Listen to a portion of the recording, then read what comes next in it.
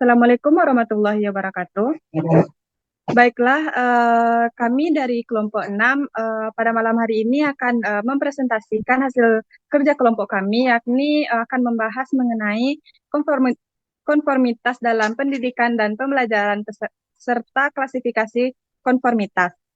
Kami yang beranggotakan saya sendiri sebagai moderator yakni Zukra Diwinta dengan NIM 220054, dan pembaca pertama yaitu Aulia Elvira dengan NIM 22005051, Asyifa Fitrian Salsabila dengan NIM 22005050 sebagai pembaca kedua. Baiklah, untuk tidak memperpanjang akan kita mulai saja. Untuk pembaca pertama akan dibacakan oleh Aulia Elvira. Kepada Aulia Elvira kami persilahkan. Baiklah, terima kasih kepada moderator. Di sini saya akan menjelaskan mengenai pengertian konformitas dalam pendidikan dan pembelajaran. Berikut definisi dan pengertian konformitas dari beberapa sumber buku, yaitu beberapa ahli. Yang pertama, menurut Sarwono 2005, yaitu konformitas yaitu perilaku sama dengan orang lain yang didorong oleh keinginan sendiri. Individu mengubah sikap dan tingkah laku mereka agar sesuai dengan norma sosial yang ada.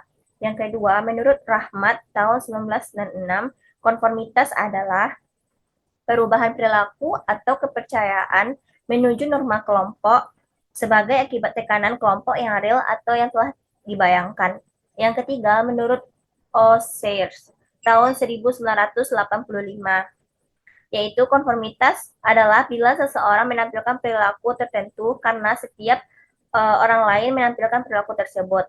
Yang keempat, menurut Myers tahun 2012, konformitas adalah perubahan perilaku atau kepercayaan seseorang sebagai akibat dari tekanan kelompok tersebut. Yang kelima, menurut Kulsum dan Jauhar tahun 2014, konformitas adalah suatu jenis pengaruh sosial di mana individu mengubah sikap dan tingkah laku mereka agar sesuai dengan norma sosial yang ada dan yang berlaku dalam sebuah komunitas tempat individu hidup bersosialisasi. Dalam hubungan pendidikan, konformitas ini terjadi pada peserta didik sebagai hasil pengaruh dari pendidik. Peserta didik di satu pihak sebagai orang yang dipengaruhi dan pendidik di pihak lain sebagai orang yang mempengaruhi. Dengan demikian, konformitas ini penting artinya dalam proses pendidikan karena peserta didik harus perlu berkonformitas terhadap pendidik yang mempengaruhinya.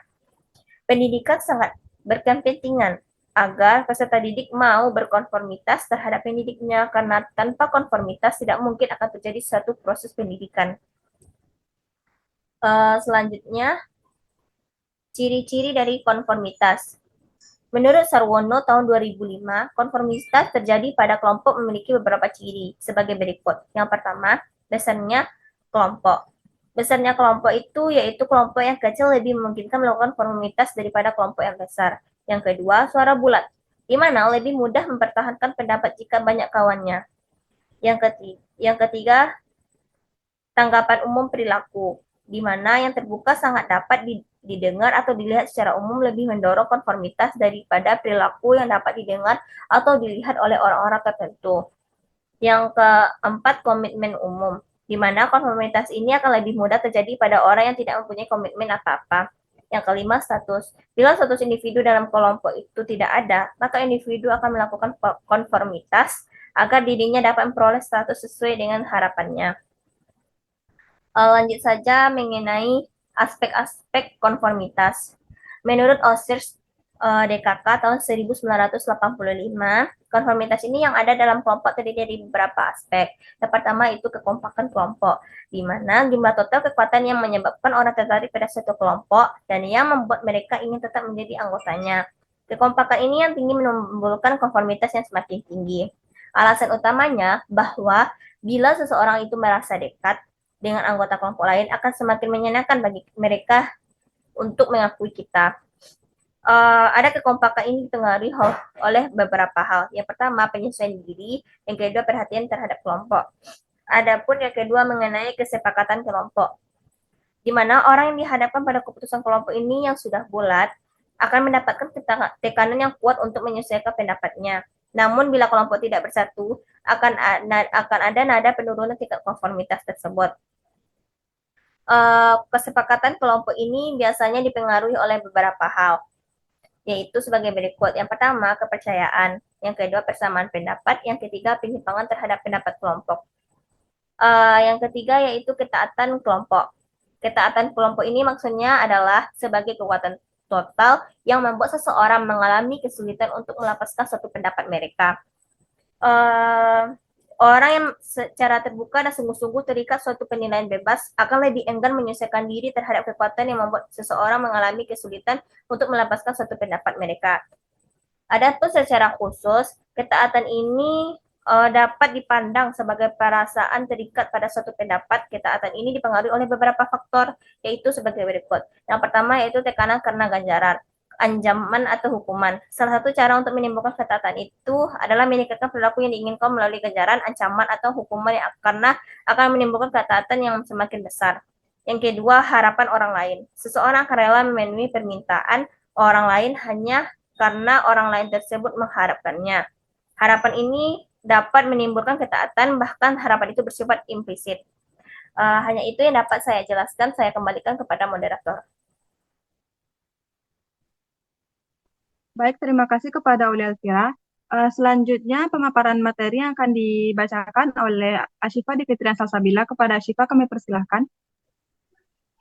Terima kasih moderator. Saya akan menjelaskan mengenai jenis-jenis konformitas.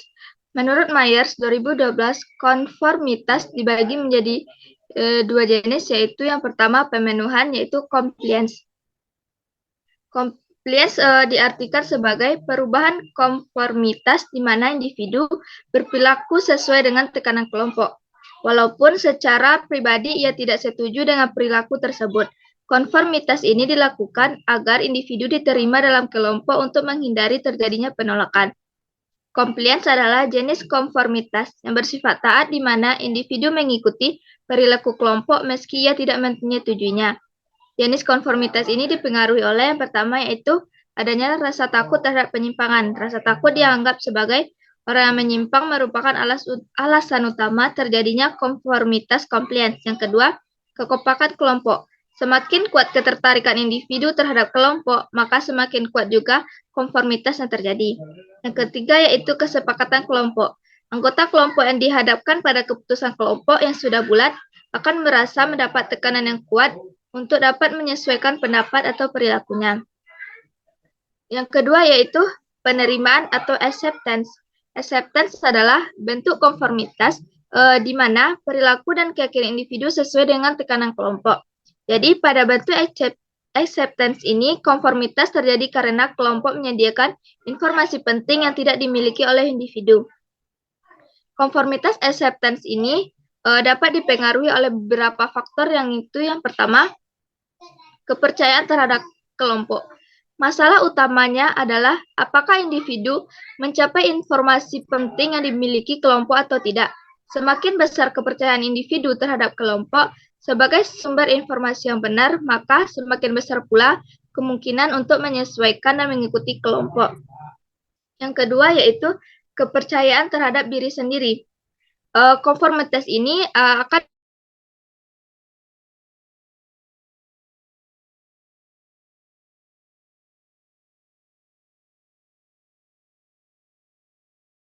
dibagi menjadi tiga, yaitu yang pertama, konformitas membabi buta. Maksudnya ialah bersifat tradisional dan primitif. Konformitas ini diwarnai oleh sikap masa bodoh dalam arti atau mengikuti apa yang menjadi kemampuan orang lain tanpa pemahaman atau penghayatan. Yang kedua yaitu konformitas teridentifikasi. Ialah didasarkan karena adanya karisma yang terpancar dari seorang pemimpin ataupun ketua yang juga dirasakan berada di atas sana. Yang ketiga yaitu konformitas internalisasi. Konformitas internalisasi didasarkan oleh pertimbangan rasional, yaitu pikiran, perasaan, pengalaman, dan hati nurani. Selanjutnya mengenai faktor yang mempengaruhi konformitas. Menurut pendapat Myers 2012, konformitas ini dapat dipengaruhi oleh beberapa faktor, yaitu sebagai berikut. Yang pertama, dipengaruhi oleh budaya. Beberapa ahli menemukan bahwa individu yang tinggal di sebuah negara dengan budaya kolektivitas memiliki tingkat individualitas yang rendah yang cenderung hidupnya berkelompok dan berorientasi pada nilai kelompok. Yang kedua yaitu pengaruh dari orang-orang yang disukai. Orang yang disukai akan memberikan pengaruh lebih besar, perkataan dan perilaku mereka cenderung akan diikuti oleh orang lain yang menyukai dan dekat dengan mereka. Yang ketiga yaitu kekompakan kelompok. Kekompakan kelompok sering disebut sebagai kohesivitas. Semakin kohesif suatu kelompok, maka akan semakin kuat pengaruhnya dalam membentuk pola pikir anggotanya. Yang keempat yaitu ukuran kelompok atau tekanan sosial. Konformitas ini akan meningkat sejalan dengan bertambahnya jumlah anggota kelompok. Yang kelima yaitu norma sosial deskriptif dan norma sosial induktif.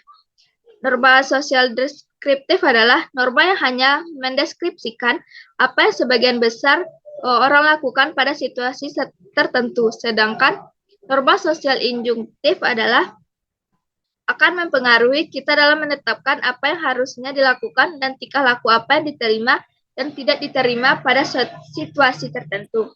Sekian materi dari saya kembalikan kepada moderator.